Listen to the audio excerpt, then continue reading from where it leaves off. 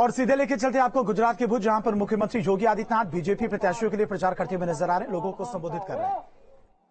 आपने देखा होगा कांग्रेस ने देश को आतंकवाद दिया, माफिया राज दिया, गुंडागर्दी दी, लेकिन कश्मीर में धारा 370 भी प्रधानमंत्री मोदी जी के नेतृत्व में, उनके मार्गदर्शन में गृह मंत्री माननीय से अमित शाह जी ने हटा करके दृढ़ इच्छा शक्ति का परिचय देकर के देश को आतंकवाद की समस्या से सदैव के लिए समाप्त करने का एक बीड़ा उठाया और आज उसके परिणाम भी हम सबके सामने देखने को मिल रहे हैं।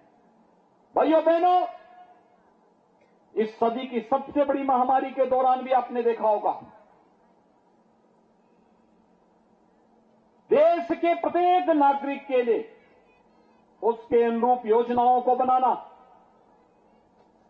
फ्री में टेस्ट, फ्री में वैक्सीन, फ्री में उपचार और 80 करोड़ देशवासियों को फ्री में राशन की सुविधा का लाभ भी प्रधानमंत्री मोदी जी के नेतृत्व में हर भारतवासी को प्राप्त हुआ। भाइयों बहनों, मैं आपसे पूछना चाहता हूं, क्या कांग्रेस कश्मीर से धारा 370 को हटाकर के आतंकवाद के खिलाफ देश की लड़ाई को आगे बढ़ाती? क्या कांग्रेस इस कार्य को कर पाती? क्या अयोध्या में राम मंदिर का निर्माण कांग्रेस कर पाती? आपको लगता है कांग्रेस कर पाती अयोध्या में राम मंदिर का निर्माण? क्या काशी में काशी विश्वनाथ मंदिर का निर्माण और भव्य स्वरूप काशी विश्वनाथ धाम का कांग्रेस कर पाती? भाइयों बहनों, जब कांग्रेस न देश को सुरक्षा दे सकती है, न समृद्धि की ओर अग्रसर कर सकती है, न आपकी आस्था का सम्मान कर सकती है और नहीं आपके स्वयं के कल्याण के लिए किसी योजना को ईमानदारी के साथ लागू कर सकती है, तो फिर उस कांग्रेस को क्यों हम चुनते हैं? और भाइयों बहनों, राष्ट्रपिता महात्मा गांधी ने यही कहा था 1947 में जब देश आजाद हुआ था। उन्होंने उस समय पंडित जवाहरलाल नेहरू को एक सुझाव दिया था और उनका सुझाव था कि समय आ गया है जब कांग्रेस को विसर्जित कर देना चाहिए। और मैं तो झगड़िया से जुड़े हुए आप सभी भाइयों बहनों से कहूंगा, भरूच वासियों से इस बारे में अपील करूंगा कि समय आ गया है जब इस खंबात की खाड़ी में कांग्रेस को फेंक करके कांग्रेस मुक्त भारत की राष्ट्रपिता महात्मा गांधी के सपने को हम साकार करने में अपना योगदान दें। आप लोग सहमत हैं? सभी लोग सहमत हैं? भाइयों बहनों, आज गुजरात मॉडल देश के अंदर और दुनिया के अंदर माना जाता है। गुजरात मॉडल विकास का, गुजरात मॉडल लोक कल्याण का, गुजरात मॉडल शांति का, गुजरात मॉडल अराजकता पर विकास और राष्ट्रवाद की विजय का।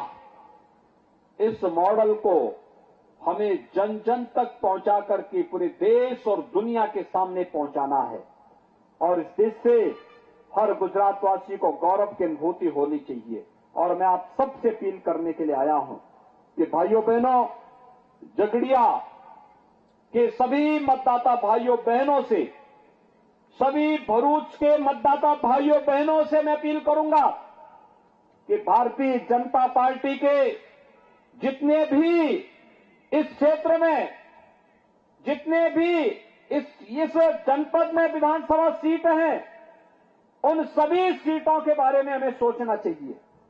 आप सब जानते हैं कि देश के अंदर समग्र विकास की जब बात आती है तो बिना भेदभाव के शासन की इन योजनाओं को हर घर, हर गांव, हर गरीब, हर किसान, हर नौजवान तक पहुंचाने का कार्य भी भाजपा की सरकार ने किया है।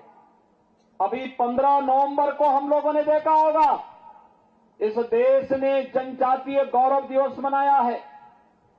पहली बार ट्राइबल्स के लिए भी कोई दिवस है और उनको उनके हकों को उपलब्ध करवाने के लिए, उनके लिए वनाधिकार में संशोधन करने का कार्य हो, जमीन के पट्टे आवंटन का कार्य हो, उन्हें आयुष्मान भारत की सुविधा का लाभ देने का कार्य हो, उनके घर में बिजली पहुंचाने का कार्य हो, उन्हें आवास की सुविधा और शौचालय की सुविधा देने का कार्य हो, यह भी प्रधानमंत्री मोदी जी के नेतृत्व में और गुजरात के लोकप्रिय मुख्यमंत्री श्री भूपेंद्र भाई पटेल के नेतृत्व में डबल इंजन की सरकार इस कार्य को गुजरात के अंदर हर ट्राइबल तक पहुंचाने का कार्य की है, हर जनजातीय भाई के सामने पहुंचा के घर तक पहुंचाने का कार्य की है।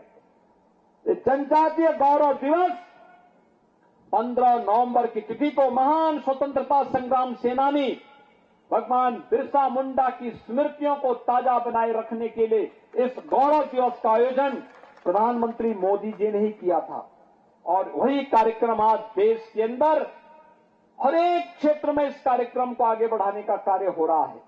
मुझे भी इस अवसर पर उत्तर प्रदेश के सोनभद्र जनपद में, जिस जनपद में 15 प्रकार की जनजातियां निवास करती हैं।